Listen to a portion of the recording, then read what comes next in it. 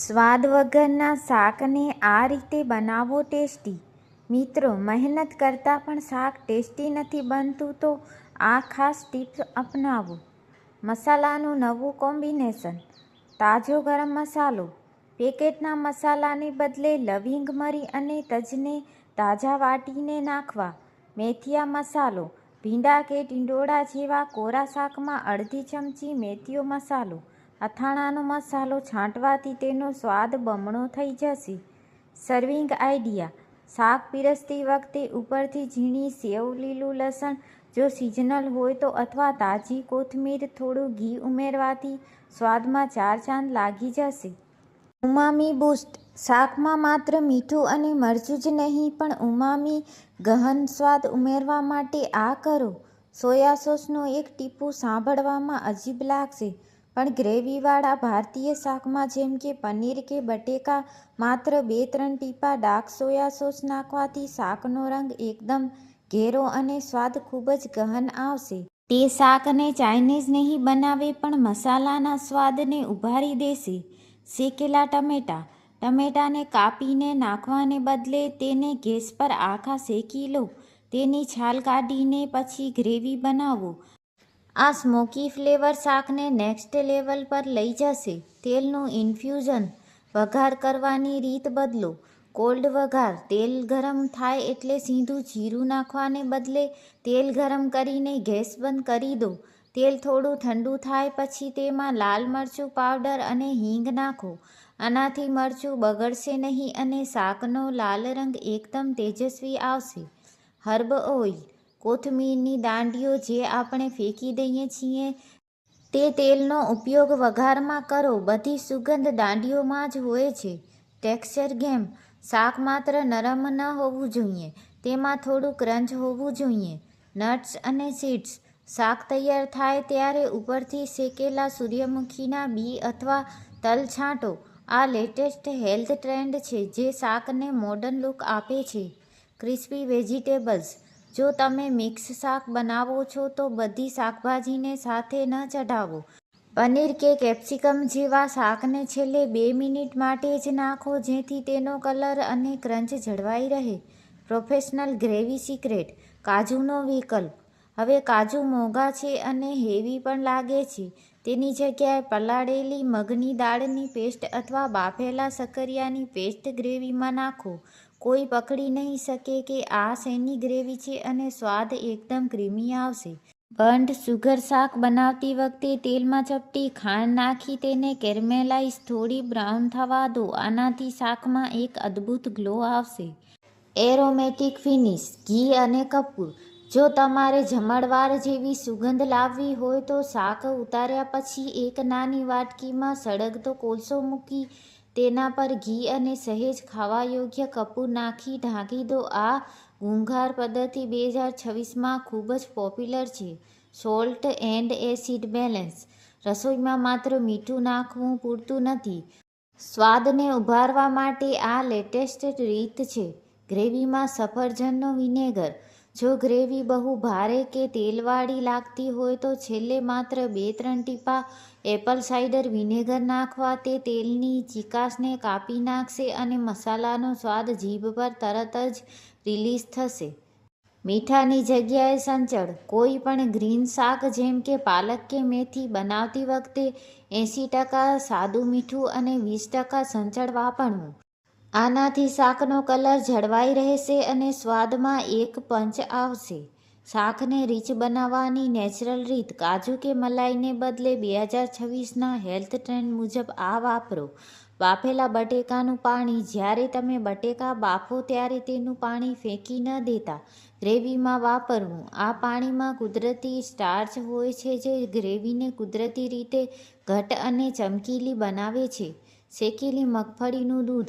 સિંગદાણાને પલાળી તેની પેસ્ટ બનાવી ગ્રેવીમાં નાખવાથી કાજુ જેવી જ રીચનેસ આવશે અને તે પચવવામાં હલકું રહેશે. વઘારમાં લેયરિંગ. વઘાર માત્ર શરૂઆતમાં જ નહીં પણ 2 વાર કરવો. ડબલ તડકા. અડધો વઘાર શરૂઆતમાં તેલમાં કરો અને બાકીનો અડધો વઘાર ખાસ કરીને હિંગ અને લાલ મરચું. શાક તૈયાર થઈ જાય ત્યારે ઉપરથી દેશી ઘીમાં કરો. આનાથી શાકની સુગંધ લાંબા સમય સુધી જળવાઈ રહેશે. આખું જીરું વર્સિસ પાવડર. જીરું વઘારમાં નાખવા ઉપરાંત અડધી ચમચી શેકેલા જીરાનો પાવડર છેલ્લે ઉપરથી છાંટવો. આ ડબલ લેયરિંગ સ્વાદમાં જાદુ કરશે. શાકભાજીની પ્રી-ટ્રીટમેન્ટ. શાકને સીધું તેલમાં નાખવાને બદલે આ કરો. કોલ્ડ વોટર બાથ. લીલા શાકભાજી જેમ કે વટાણા કે ફણસીને વઘારતા પહેલાં 1 મિનિટ ઉકળતા પાણીમાં નાખી તરત જ બરફના પાણીમાં નાખવા. આનાથી શાકનો લીલો રંગ એકદમ બ્રાઇટ રહેશે જે હોટલમાં હોય છે. મેરિનેશન. રીંગણ કે બટેકાના ટુકડાને વઘારતા પહેલાં 10 મિનિટ માટે હળદર, મીઠું અને થોડા તેલમાં મિક્સ કરી રાખવા. આનાથી મસાલો શાકની અંદર સુધી ઉતરી જશે. 2026 સ્પેશિયલ ઝીરો વેસ્ટ ફ્લેવર. ડુંગળીની છાલનો ઉપયોગ. જો તમે ગ્રેવીમાં ડાર્ક બ્રાઉન રંગ જેમ કે પીંડી છોલે કે પંજાબી શાકમાં ઈચ્છતા હો તો ડુંગળીની ઉપરની સૂકી છાલને એક કપડામાં બાંધી ગ્રેવીમાં ઉકાળવી અને પછી કાઢી લેવી. આ કુદરતી ફૂડ કલરનું કામ કરશે.